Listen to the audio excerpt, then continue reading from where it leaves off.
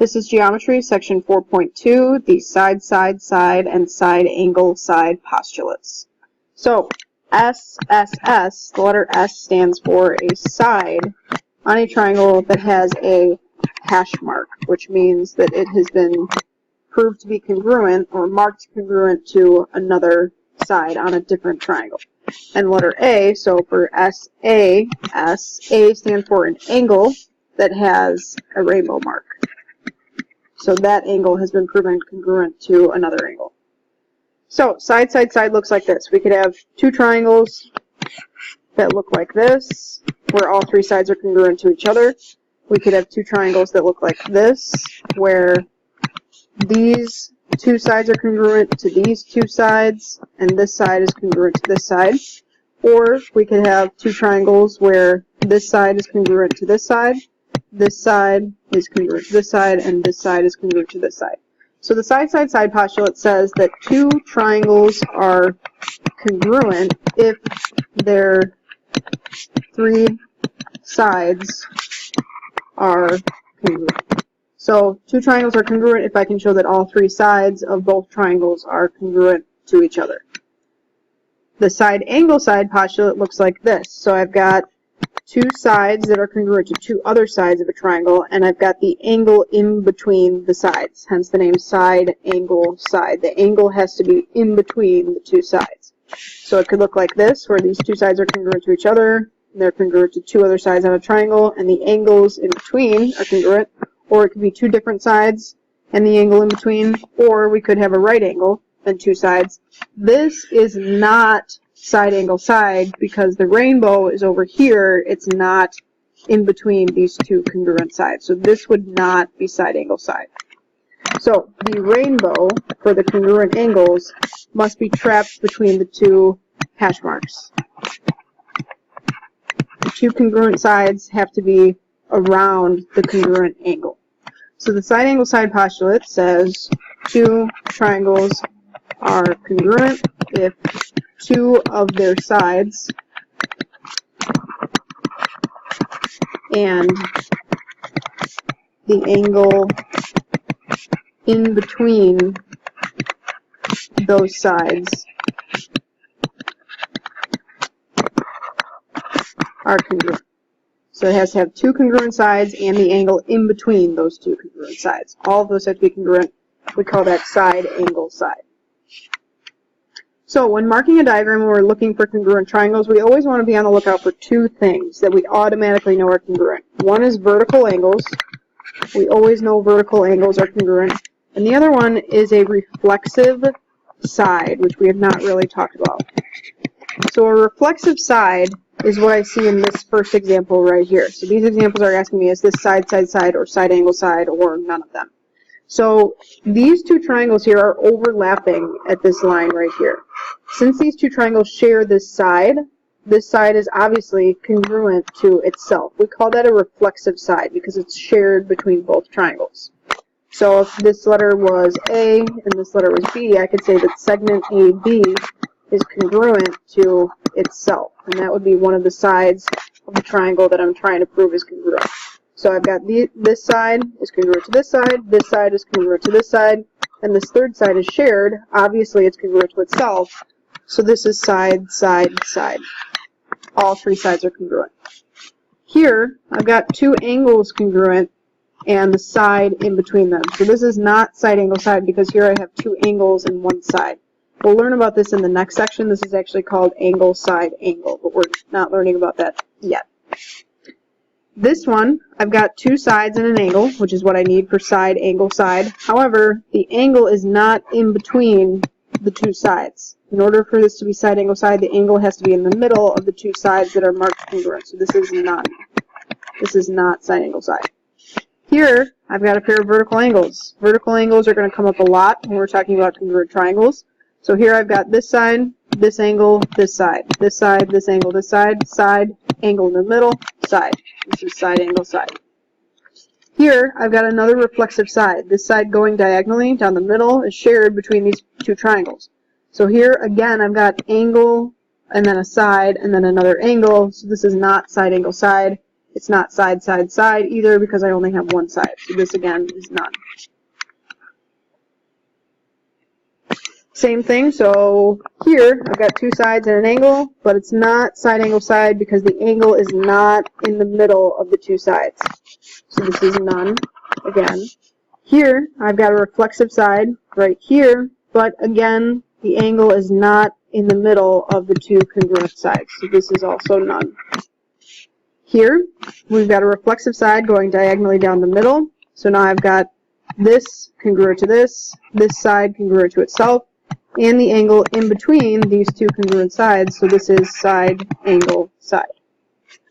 This one right here, I've got a reflexive side going down the middle, so I've got this side congruent to this side congruent to this side, and this side congruent to itself. All three sides congruent, side, side, side.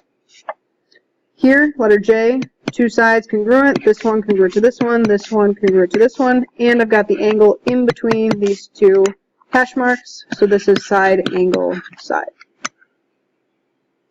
So, a little bit of review. Given that AR bisects angle CAT, so angle CAT is this whole angle from here to here. So if AR is bisecting that angle, that means it cuts it in half, which means that angle 1 and angle 2 would have to be congruent to each other, because this is cutting this whole big angle into two congruent pieces. So angle 1 would be congruent to angle 2. Segments. Which segments must be congruent on here? Well, we don't know anything about any of the segments. Nothing is marked, but since we're dealing with triangles, we do have this reflexive side in the middle here. So AR would be congruent to itself. Are these triangles congruent, and why? Well, we've got one pair of angles and one side congruent. That's not enough. We know now that we need at least three pieces, side, side, side, or side, angle, side. So no, these are not congruent. I only have one side and one angle. Over here, ET bisects angle GEN. So this whole angle right here is being cut in half by ET, segment ET. Therefore, these two angles, 3 and 4, must be congruent to each other. Segments, again, we don't know anything about these ones on the outside or these two over here. We do know that this one in the middle is reflexive. It's congruent to itself. So we've got TE congruent to TE. Are these triangles congruent? Again, we only have one angle and one side, so this would also be no. Review of the distance formula. So distance formula says distance between 2 points is equal to the square root of the difference of the x-coordinates, so x2 minus x1 squared, plus y2 minus y1 squared. So I take the difference of the x-coordinates and square it, the difference of the y-coordinates and square it, add those two things together, and then take the square root of all of that. So use side, side, side to prove that these two triangles are congruent, triangle CAB and triangle TQR. Luckily, we only have to use the distance formula twice on here, because this segment right here and this segment right here are vertical lines. So we can just count how long those segments are. If I look at the coordinates of C and A, the x-coordinates are staying the same, and the y-coordinates are the only ones changing. So I can just count the difference between 10 and 6. 10 minus 6 will give me that this is 4 units long. Same thing over here. Q and R, the x-coordinates are staying the same. The y-coordinates are changing from 2 up to 5, so this would be 3 units long, because 2 plus 3 gives me 5. These segments are horizontal, so I can also count these, because now the y-coordinate is staying the same and the x-coordinate is changing. So from A to B, the y-coordinate is still 6 for both of these, and the x-coordinate changes from 2 to 5. So this would be 3 units long, because 2 plus 3 gets me to 5. Same thing over here. X-coordinate is changing from 7 to 11. So from 7 to 11, I would have to add 4. So this must be 4 units long right here. So I've got a 3 here, a 3 here, a 4 here, and a 4 here. So if we could show that segment CB is congruent to segment TR, then we've shown that all three sides of these triangles are congruent to each other, and therefore the triangles are congruent by the side, side, side postulate. So we need to use the distance formula for these points, and then T and R to figure out how long these segments are. So let's do CB first.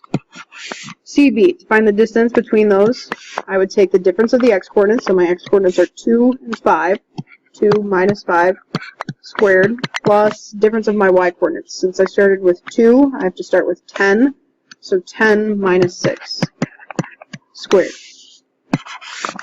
2 minus 5 is negative 3. When I square negative 3, I get 9. 10 minus 6 is 4. When I square 4, I get 16. So 9 plus 16, square root of 25, which is equal to 5. So this segment is 5 units long. We need to do the same thing for T and R. So TR, the distance of that, would be difference of my x-coordinates, which are now 7 and 11. 7 minus 11 squared, plus difference of my y-coordinates, which are now 5 and 2. 5 minus 2 squared. 7 minus 11 is negative 4. When I square that, I get a positive 16.